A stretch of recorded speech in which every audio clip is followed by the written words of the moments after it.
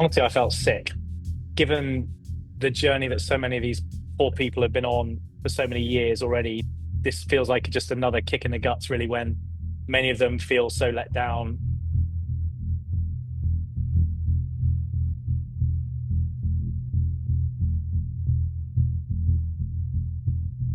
I spent nearly 4 years in Afghanistan over a number of years, and therefore clearly had a lot of fairly deep relationships with those who had supported British forces and others over those 2 decades, much to their own, personal risk and at personal cost to them, and therefore tried very hard to support those who I knew were most needy or needing of support from us to try and get them to safety because they were and remain very much high on the Taliban's hit list.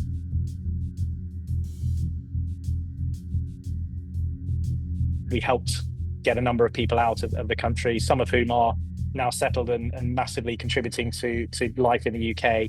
But many of them have been left behind, and I even have some who I work with who have been murdered.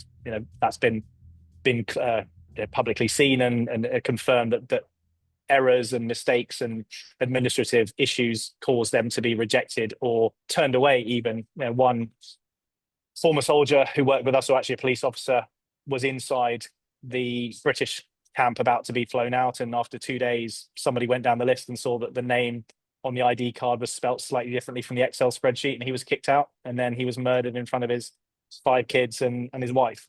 So there's a long history of people's lives being treated perhaps as lines on a spreadsheet rather than actually real people, and this just feels like another fairly shoddy way that their cases have been handled. And that's pretty disappointing and very sad and terrifying for many of them, wondering what comes next.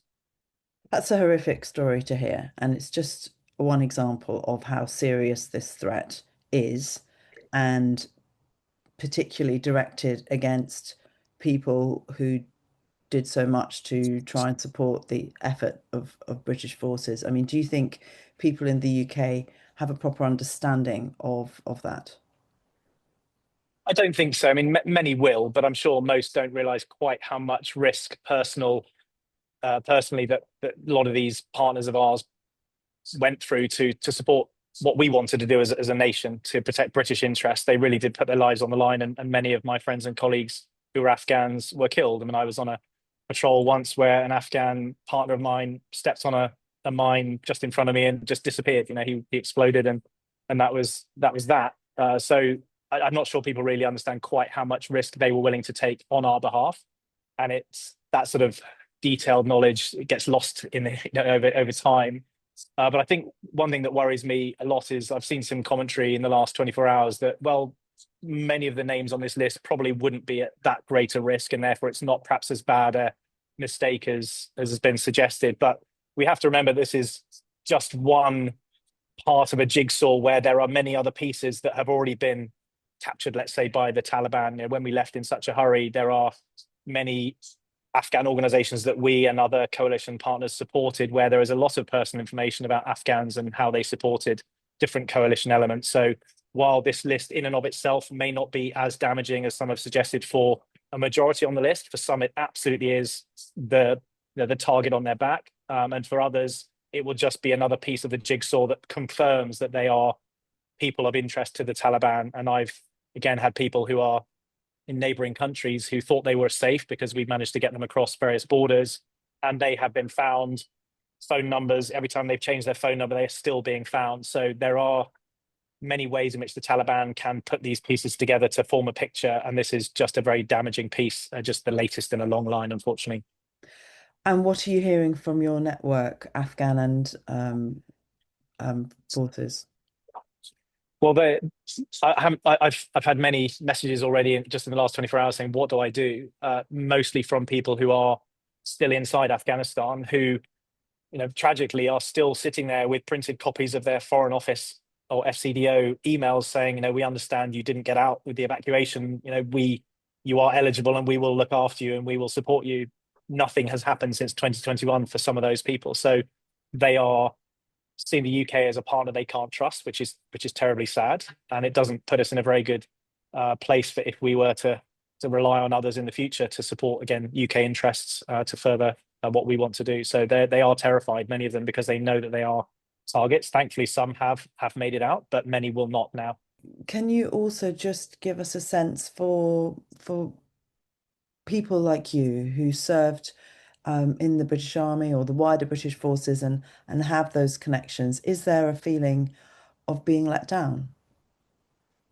Yeah, we honestly, many of us felt let down prior to this latest issue. There was definitely a feeling of being let down systematically, really, by many different programs or processes that should have been placed to move fast and support the people that we know we should have been supporting, and to see them just ignored or treated again as just a line on a spreadsheet rather than actually taking into account what they did for us and how valuable they had been. And it's just sad, really. I mean, not in finger pointing, because there are so many people in uniform who've done everything they possibly can to influence and shape, the right outcomes for these people, and they've either not had the voice or not had the ability to do that. But to see how much effort went in to prevent the detail of this issue being aired, if they'd spend as much time actually focusing on trying to get the right people out to support them rather than just trying to cover up, then perhaps we might have been more successful. You mentioned the you're alluding to the superinjunction there, and obviously the government or the former government response on that we've heard is that they were doing this to try and stop the leak, if you like, and stop the spread of this information getting worse. I don't know what you think about that. I mean, yeah, I don't really I don't have enough detail to be able to know quite what the decision making process was, other than a lot of effort seemed to go into suppressing it, but then very quickly that was reversed. So one would question perhaps the justification or the basis on which the super injunction was first applied, if it was so easily able to be rescinded and removed now. And I just wondered if you've been in touch with any of the triples or the ones who've come over under this latest scheme. Well, I know a lot of Afghans from all sorts of units, and those that were interpreters and others, and many actually who came across, legitimately through the civilian scheme, the ACRS scheme. Um, they are, to a person, the ones that I know are just doing everything they can to be a positive influence and contribute to UK culture, UK employment. They want to just be self-sufficient and get on and be successful.